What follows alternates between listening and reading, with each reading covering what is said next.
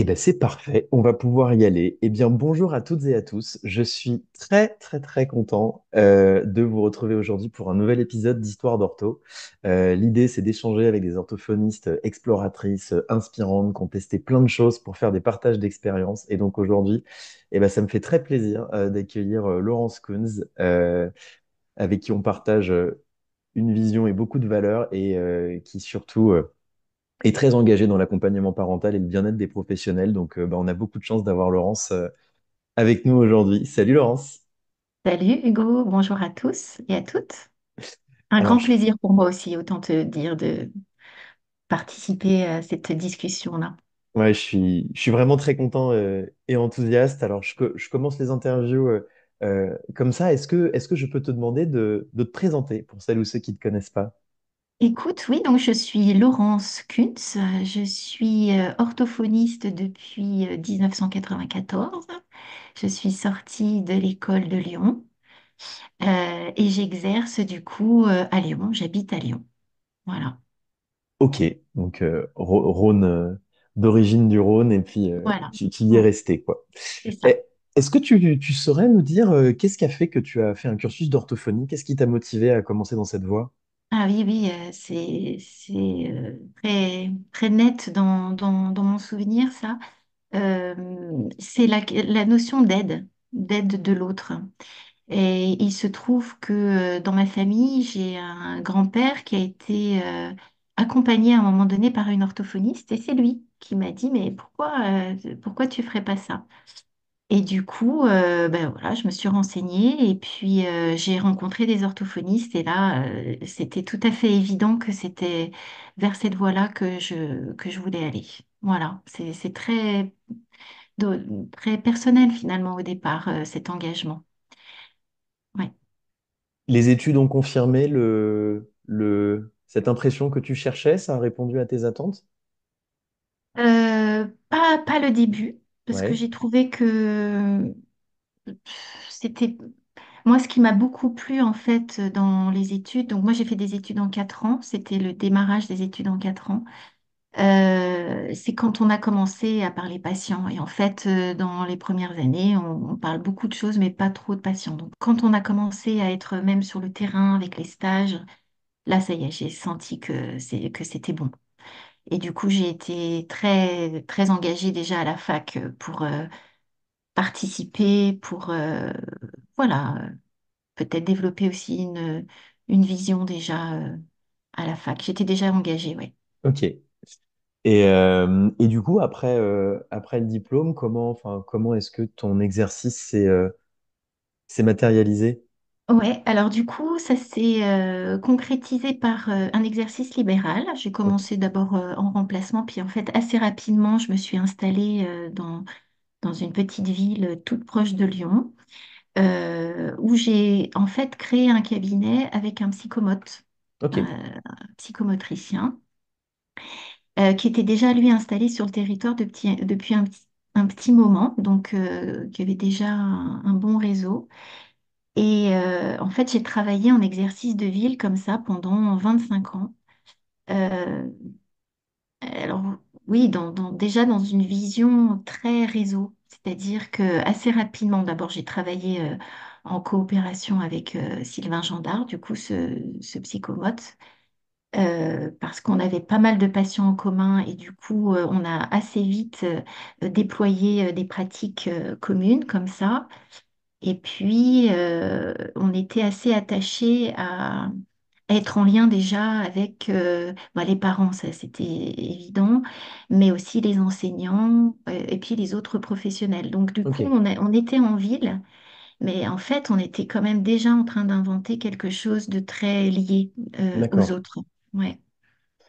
Parce que ça, c'est vrai que le côté enfin, le côté un peu pluriel avec les parents, les autres professionnels et tout ça, à ce moment-là, c'était peut-être moins présent Ah qu'aujourd'hui. oui. Pas du Euh, tout, c'était quand même vraiment, mais même sans qu'on ait la conscience de ça, plutôt des pratiques en silo, hein. Et d'ailleurs, la pratique libérale était assez synonyme de ça, ouais, on fait son activité et puis donc on fait le meilleur pour le patient et voilà, Donc c'est vrai que quand on compare les pratiques que même les pouvoirs publics là, tentent de mettre en place sur les territoires et ce qui se passait il y a une trentaine d'années, ça n'a vraiment rien à voir en Hmm. effet. Ok. Et donc tu fais donc du libéral sur cette période-là. Et puis le vent te pousse, je crois, à découvrir un petit peu d'autres courants d'exercice, de pensée Oui, et tout ça. oui, Est-ce c'est que vrai. tu peux Oui, oui. nous raconter un peu?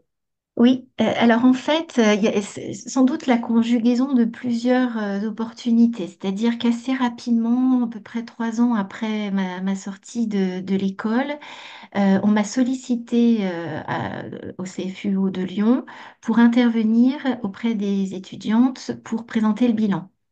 Ok, Euh, C'était l'époque, hein, les années 90, où le bilan, c'est pas du tout ce qu'on fait maintenant.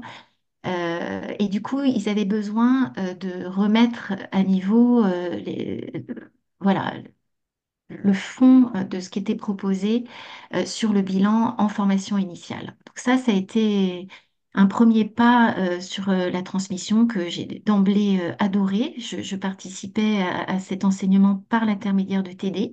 Donc ok, c'était très pratico-pratique et vraiment j'ai adoré faire ça. Euh, du coup, ça a fait un effet boule de neige parce que le syndicat ayant vent de ça, le syndicat local orthophonique, m'a dit bah, ça serait bien de participer à la formation continue du coup, parce que du coup, il y avait un décalage entre la formation des étudiants et puis les orthos sur le terrain. d'accord, Donc, ça a correspondu aussi euh, à cette vague organisée par les caisses d'assurance maladie pour former l'ensemble des orthophonistes. ok, Donc, ces deux mouvements conjugués ont fait que j'étais aussi en contact avec des personnes qui cherchaient un petit peu qu'est-ce qui se faisait ailleurs. Et on a eu la chance, du coup, euh, de bénéficier d'une semaine de formation avec Sylvie Martin, qui est du coup une orthophoniste montréalaise et qui nous a formés au programme Hanon. Donc ça, c'était dans les années, c'était en 1997, ok, 98, quasiment à la sortie du coup de l'école. ouais, Et ça, franchement, ça a été le choc, la révolution pour ma pratique. Et là, je me suis dit, ah oui, là, je suis à ma place totalement, parce que ça venait vraiment me donner des outils très performants, je dirais, pour impliquer les parents dans le travail que je pouvais faire en langage oral. Donc ça a été vraiment copernicien, hein. Ça a vraiment été une révolution au sens où j'ai vraiment changé de cap, quoi. d'accord. Un game changer complet, quoi. Ah oui, vraiment, oui. Et comment c'est hyper intéressant parce que du coup, le lundi matin, quand tu retournes au cabinet après cette semaine de formation, Ah oui. ça doit faire bizarre, non? C'est... Eh ben, dès le lundi matin, en fait, c'était comment je fais pour mettre en place.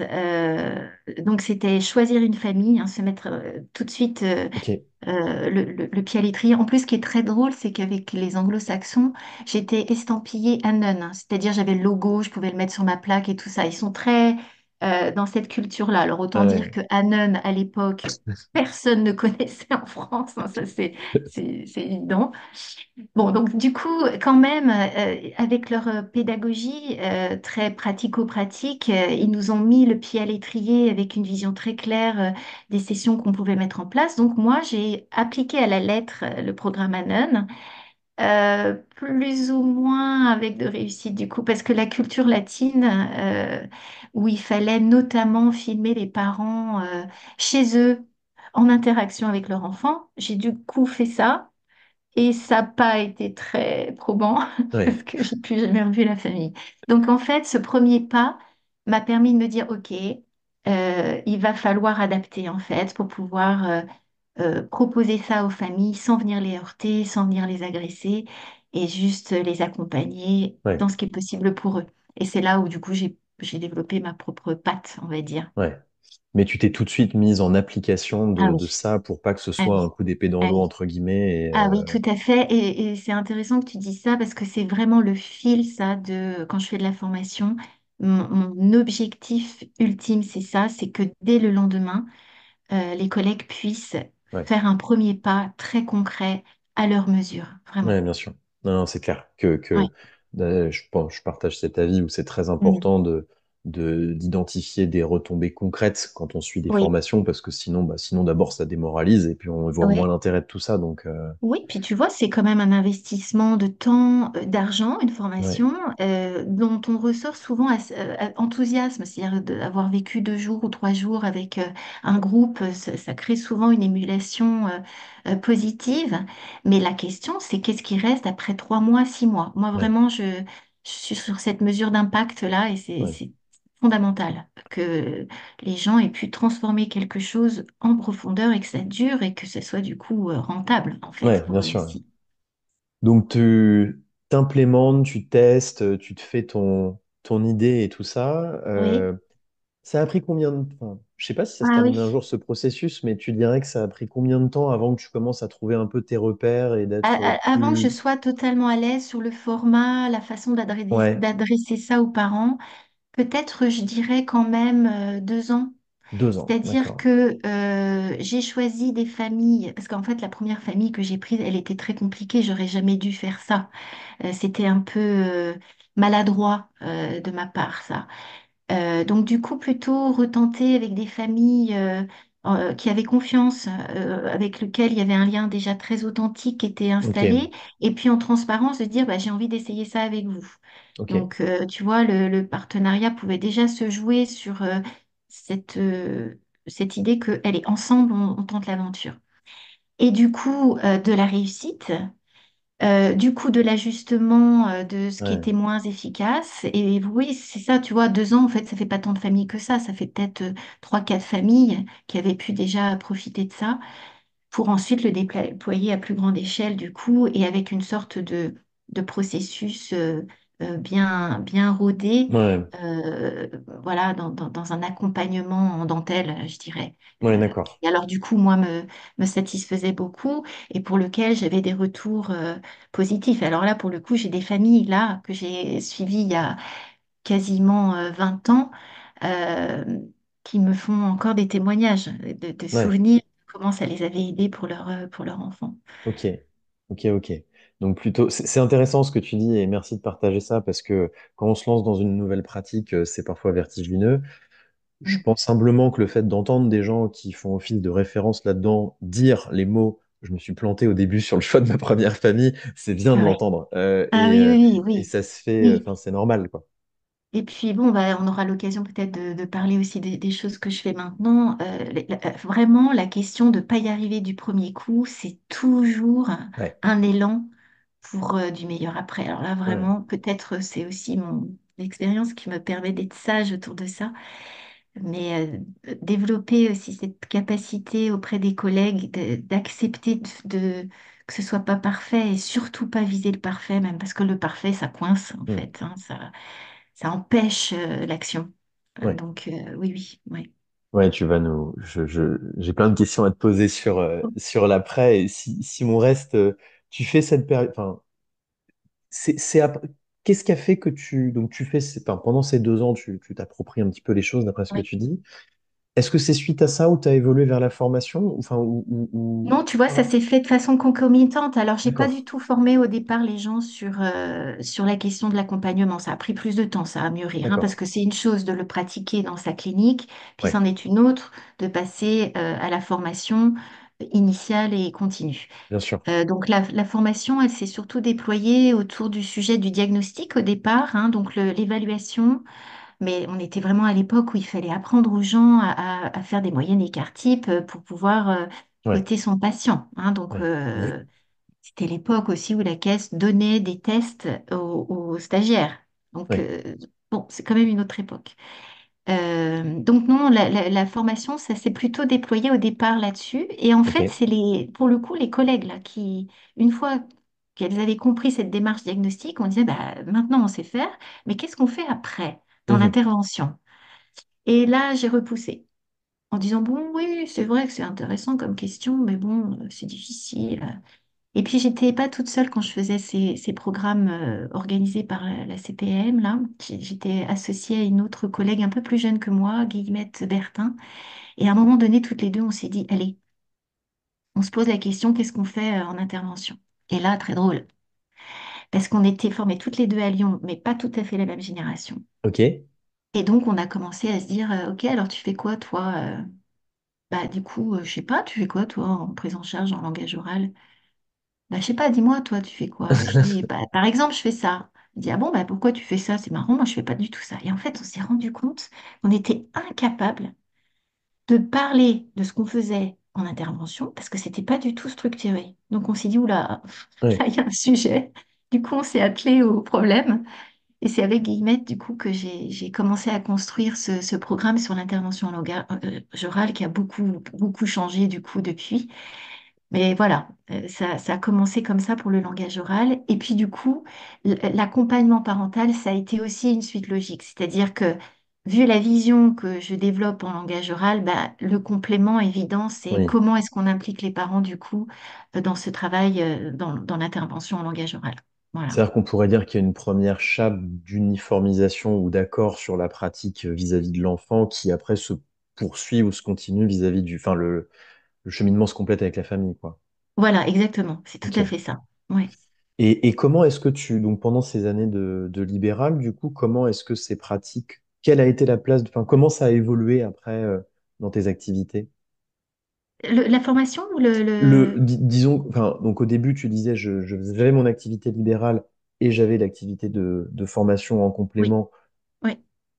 sur le versant enfant, et moi, je me formais aussi en accompagnement parental. Comment est-ce que ces jauges ont évolué au fur et à mesure et comment est-ce Écoute, que... ça s'est vraiment équilibré. C'est-à-dire que si je parle en termes de proportion, bah, c'est la clinique qui était mon activité principale, ça c'est D'accord, sûr.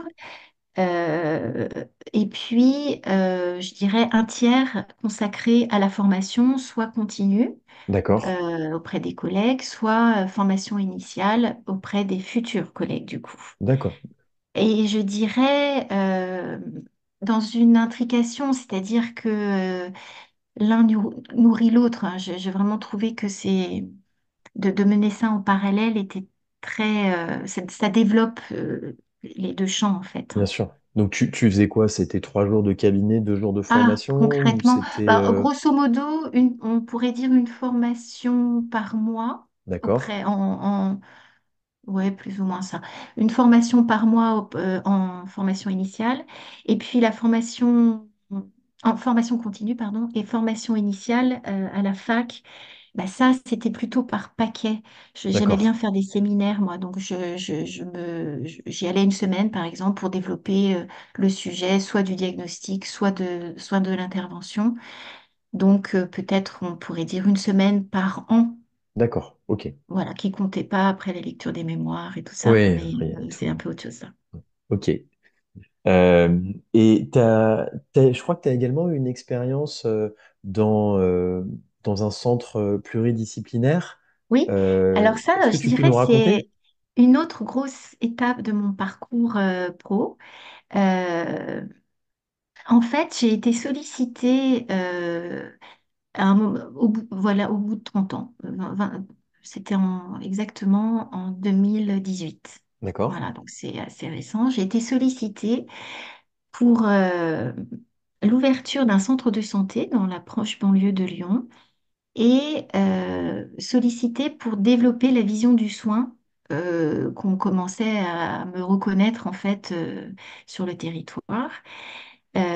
Et du coup, là, ça a été une belle étape aussi pour déployer à une échelle plus collective, là, cette fois, la question de l'implication des partenaires dans le parcours de soins.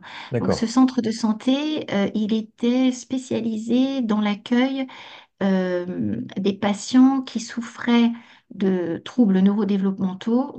On disait encore 10 à l'époque d'accord, et plutôt multidis, c'est-à-dire d'accord, avec des profils comme ça, de tableaux complexes, avec de l'association de TDAH, de haut potentiel, des familles en fait et des patients en errance, souvent diagnostiques, ok, épuisés par les multiples accompagnements qu'ils avaient eus jusqu'à maintenant.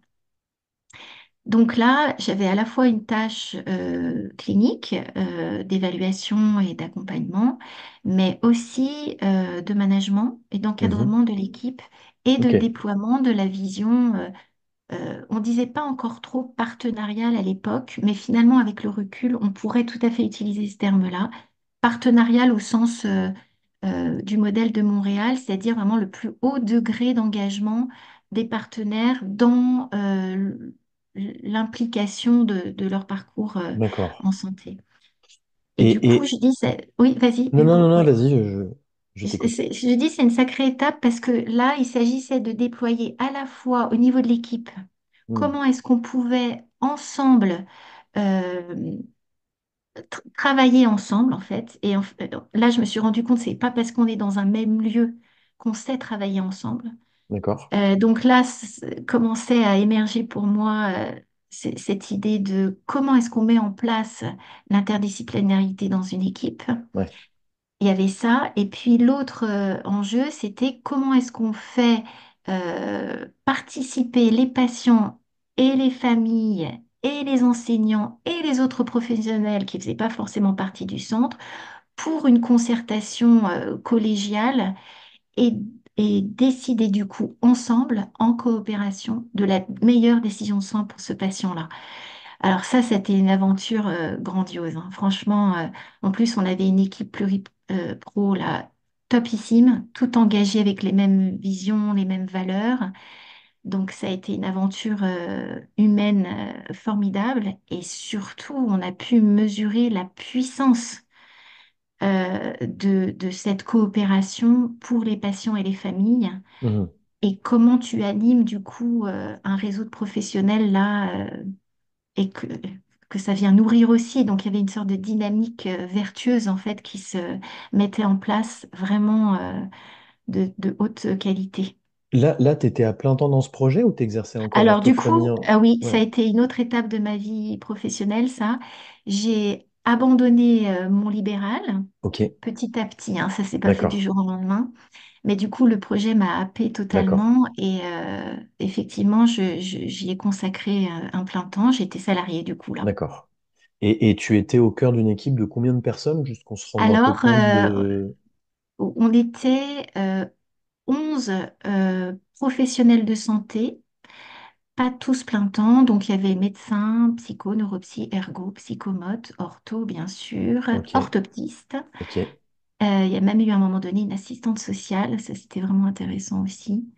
Je crois que j'ai fait le tour là, oui. Et tous salariés de la structure à temps plus ou moins complet. Oui, pas Ouais, des temps quand même. pleins, Ouais, par ok. contre. Je faisais partie des trois quatre personnes à plein temps. Et ça, toi, donc cette aventure-là a duré combien de temps? Ça, c'est... Bah, du coup, jusqu'à l'année dernière, grosso D'accord, modo. ok. Euh, oui, c'est ça. Après, je suis passée à encore un autre projet qui fait un pas de plus sur, Ouais, s'occuper des soignants parce qu'en fait, peut-être cette étape-là au centre de santé, ça a été fort pour ce que je viens de décrire. Ça a été aussi une rencontre très importante avec Stéphanie Werner, qui est aussi orthophoniste, mais qui n'a pas fait que ça dans sa vie. Et du coup, on a vraiment eu des visions qui se sont complétées. On a été un duo très efficace pour mener à bien ce projet. Elle participait, elle, à la coordination du soin, ok, donc un binôme très chouette.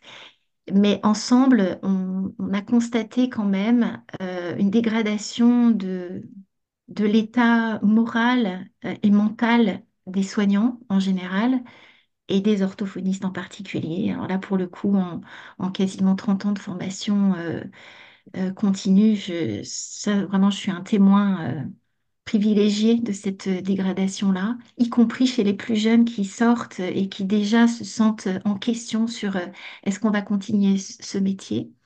Et du coup, ensemble, on a eu envie de réfléchir à comment est-ce qu'on pouvait aider les soignants et particulièrement les orthos, du coup, à ne pas partir parce que du coup, il y a cette sorte de paradoxe de elles veulent partir, mais elles adorent ce métier. Donc, mhm, c'est aussi sans doute ça qui crée une tension très forte pour elles et jusqu'à souffrir beaucoup, d'avoir le sentiment de ne pas bien faire son métier, d'avoir perdu un peu le sens, la flamme de la vocation de départ.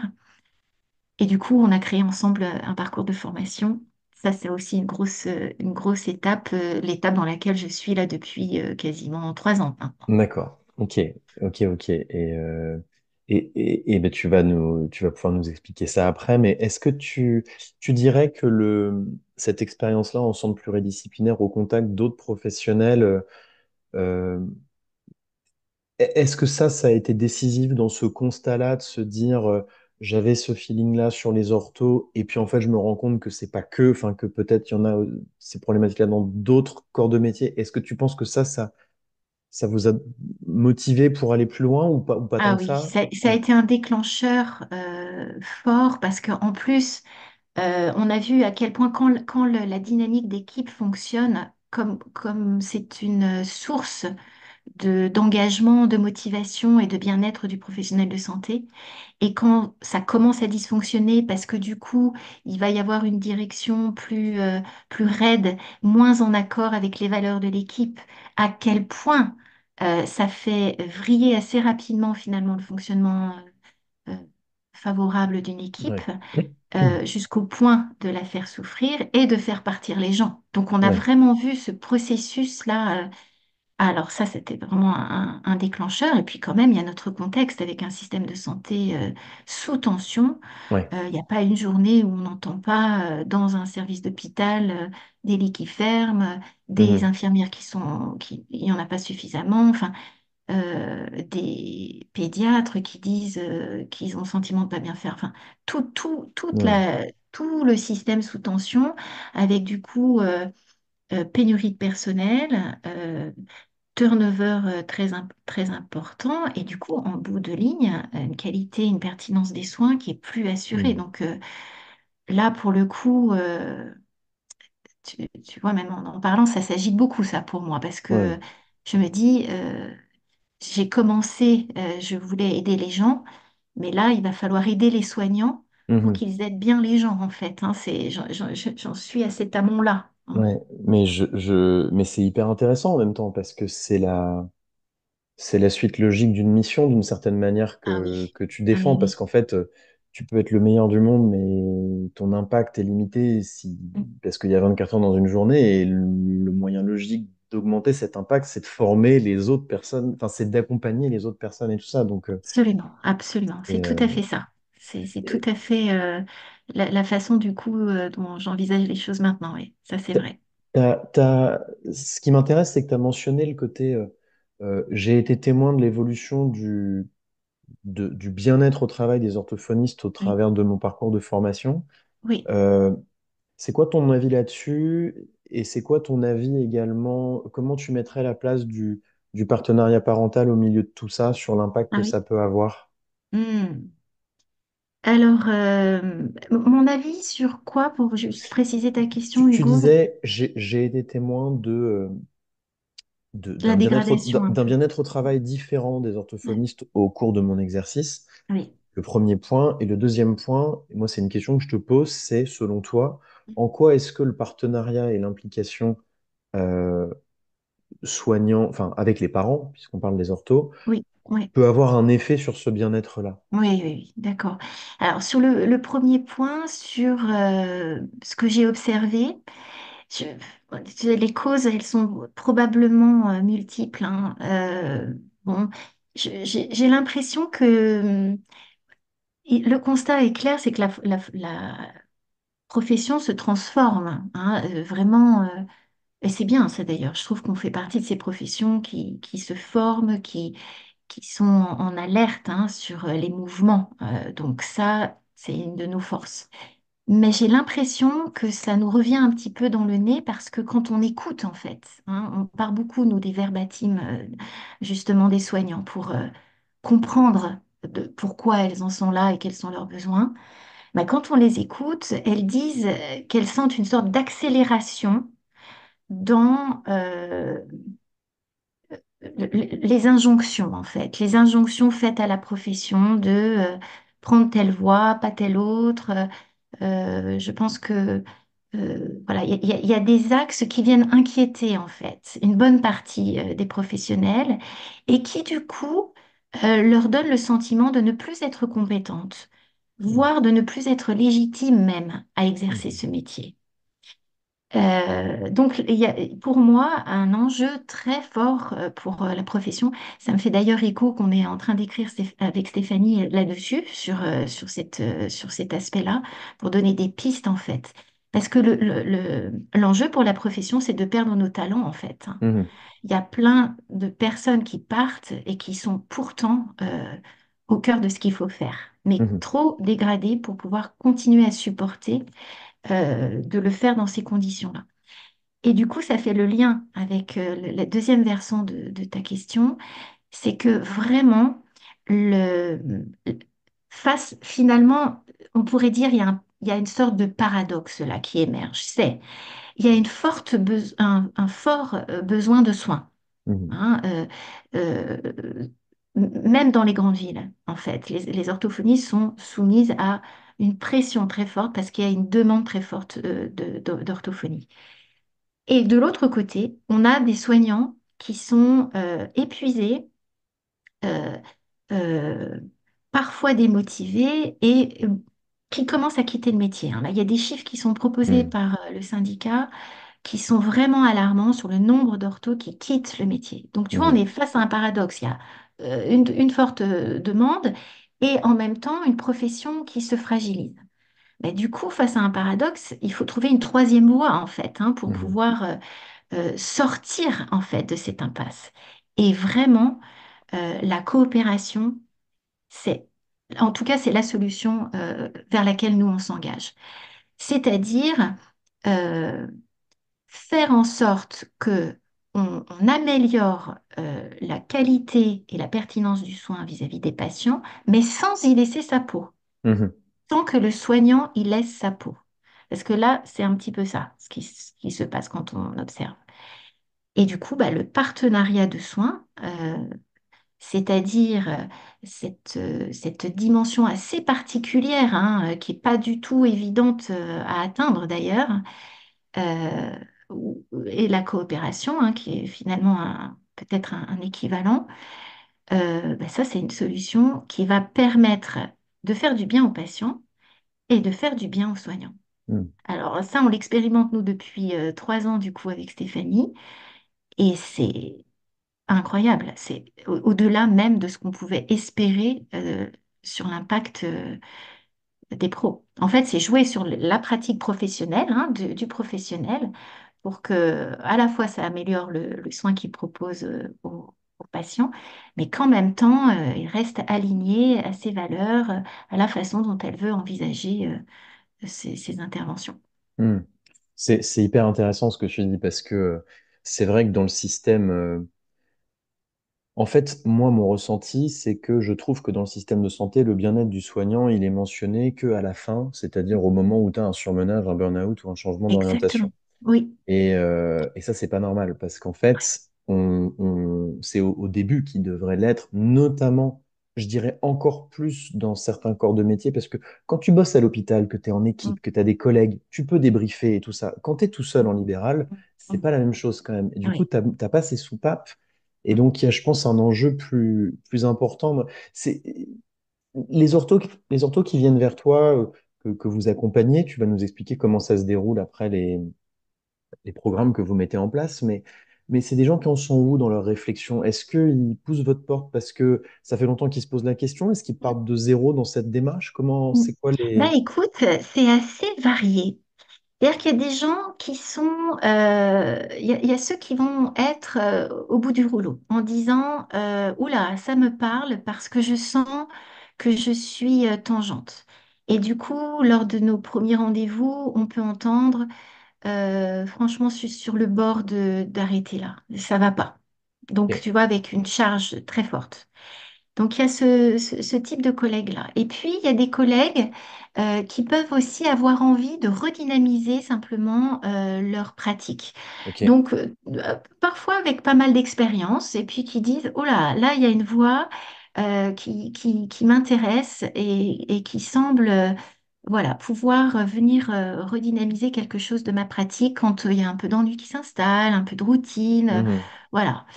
Et puis, il y a aussi des toutes jeunes qui sortent quasiment de l'école, tu vois, qui ont 1 an, 2 ans de pratique et qui arrivent presque un peu déçus, comme s'il y avait eu une sorte euh, de fantasme et que le terrain vient un peu éteindre. Ok. Et en se disant, oh, en fait, c'était pas trop ce que j'attendais. Et du coup, qui sont un petit peu comme ça aussi en déséquilibre et qui du coup vont s'intéresser à cette pratique parce que c'est quand même des pratiques très innovantes hein, qu'on n'a encore pas explorées. Parce que tu vois, quand je faisais de l'implication des parents, c'est encore un autre niveau, le partenariat de soins et l'expérience Ouais, patient. ouais, bien C'est sûr. encore un autre niveau qui est délicat en fait à intégrer comme ça. Nous, vraiment, avec Stéphanie, on se dit que ça s'entraîne, c'est un artisanat, quoi, hein, ça s'entraîne, ça s'apprend. Et du coup, être accompagné pour le faire, c'est assez enthousiasmant. Et Ouais. pour les collègues qui se forment, et pour nous aussi. Est-ce que du coup, comment est-ce que ça se... Comment, quand vous... enfin, est-ce que tu peux nous raconter comment se déroulent, par exemple, les programmes que vous proposez Oui. Oui, oui. Alors là, déjà, dans la construction du format, il y avait une attention particulière à ce que ça puisse s'ajuster aux possibilités des soignants, en fait, hein, Ouais, parce que, comme on disait tout à l'heure, ça a un coût, un investissement d'organisation. Et on a décliné, du coup, cette proposition sur un parcours qui finalement prend 4 jours, ok, répartis, on va dire, sur 4, 6 mois en ok, fonction des dates voilà, du planning, et qui s'organise en 3 modules. Il y a un premier module d'acculturation, on va dire, à ces modèles innovants, ok, émergents, et qui est sous forme du coup d'un e-learning. ok, On a construit du coup avec Stéphanie, on s'est fait accompagner, parce que c'est un métier en fait de faire de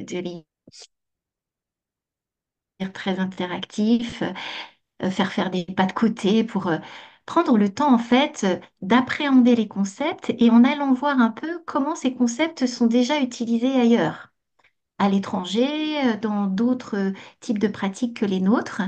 Ouvrir en fait, ouvrir un maximum mm, souligner l'enthousiasme qu'on peut avoir à aller explorer ces champs-là. Voilà. ouais, Donc ça, c'est le premier module. C'est à peu près 4, 5 heures de travail qu'on peut organiser du coup comme on veut, à la maison, chez soi, à son rythme. d'accord, Ensuite, à peu près 1 mois et demi après, il y a 2 jours en immersion en présentiel d'accord, avec nous ok, deux, en co-animation. Et là, du coup, c'est vivre ces modèles qu'on a présentés, les intégrer par l'expérience, hein. C'est vraiment très, très immersif par des ateliers, de la coopération, hein. On la met en place dans les ateliers euh, pour, du coup, à la fois le premier jour, s'interroger entre orthos sur qu'est-ce que ça fait ces modèles-là, parce qu'en fait, c'est très enthousiasmant, mais c'est pas si évident que ça à mettre en place. Ça peut créer des peurs, des ouais, résistances. Donc voilà, la première journée, ça permet d'aborder aussi les petits trucs qui piquent et de voir comment est-ce qu'on peut faire avec ça et résoudre ça. Et la deuxième journée, elle est plus consacrée à ben, comment est-ce que je peux mettre en place ça dans ma patientèle. Donc là, on devient quelque chose de très en dentelle sur euh, toi, Lucie, toi, mhm, Christine, comment est-ce que tu vas faire? Ça va être ouais, quoi ton premier pas? Voilà, donc on lève les freins, quoi. voilà.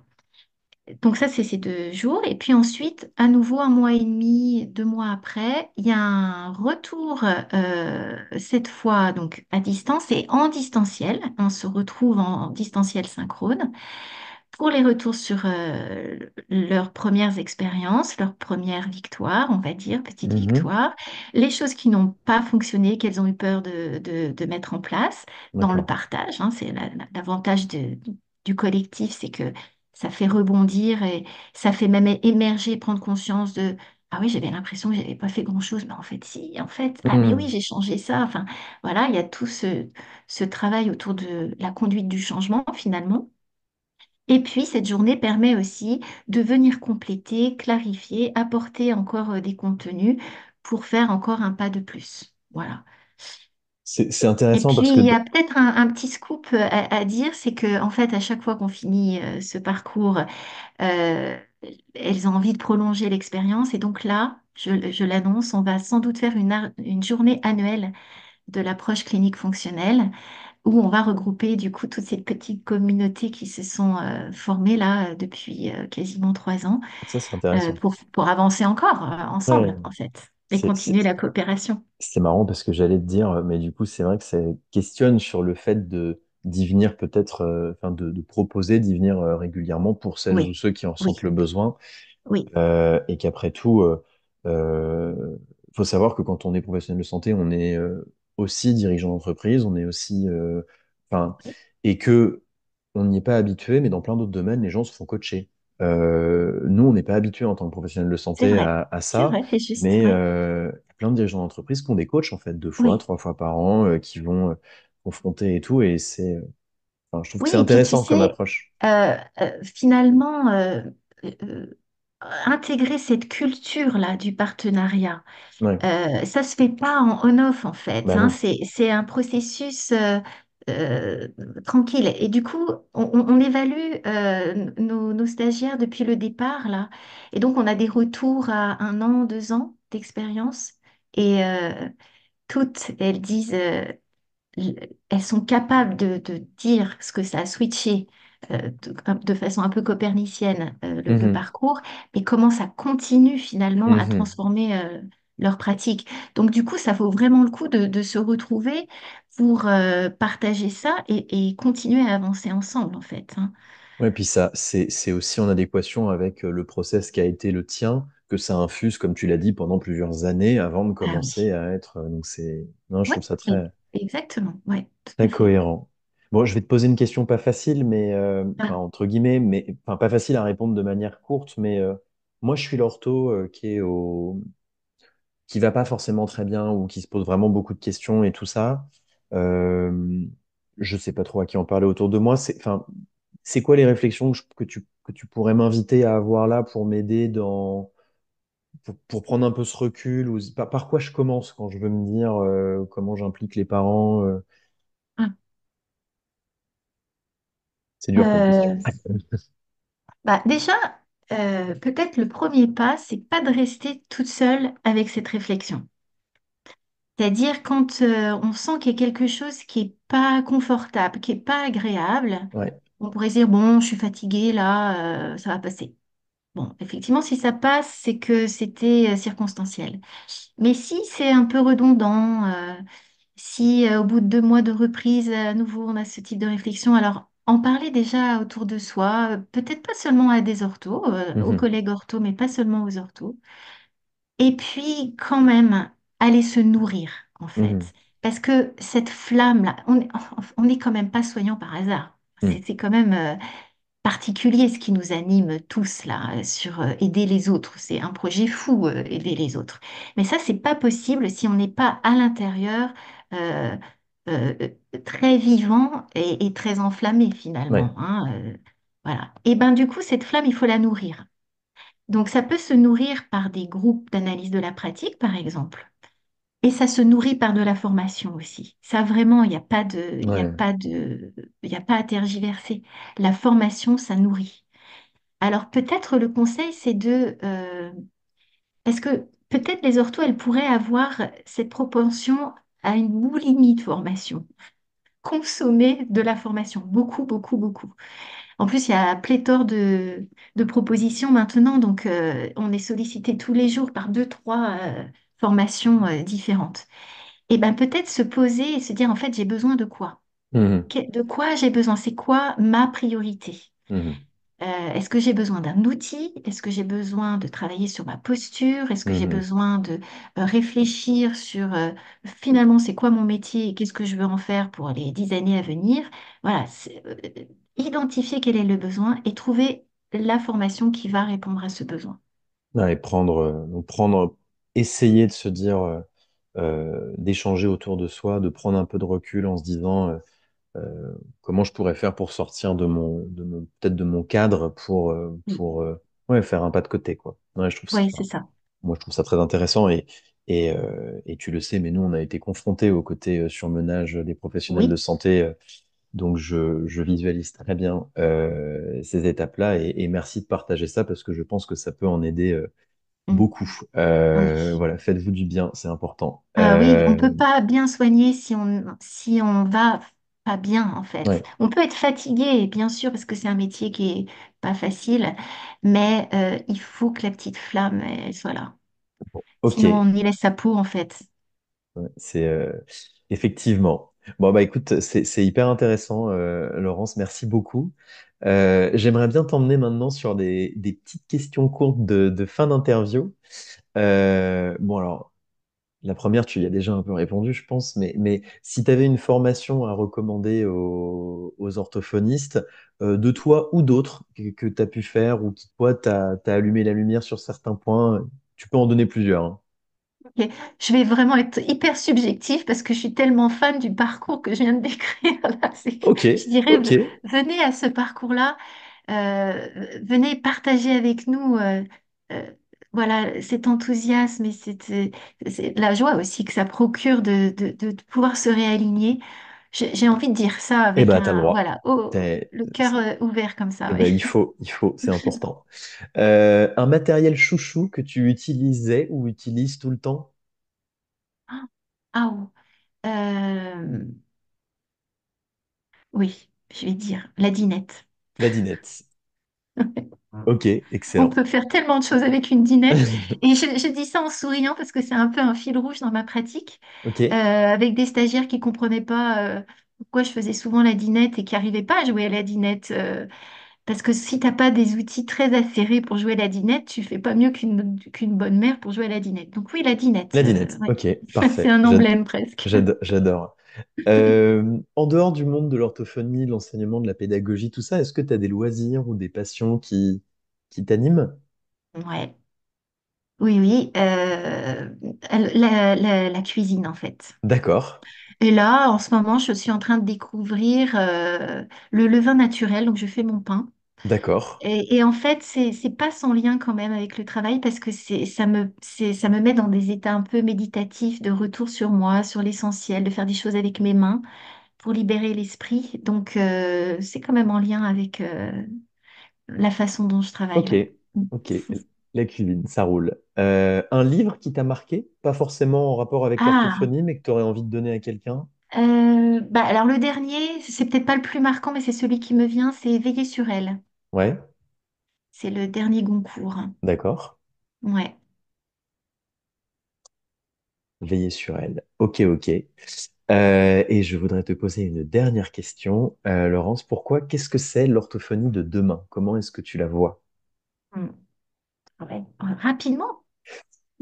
Tu as le temps que tu souhaites. Hmm. Alors, c'est une orthophonie ouverte sur ce qui se passe ailleurs et qui va se- s'ouvrir sur l'interdisciplinarité.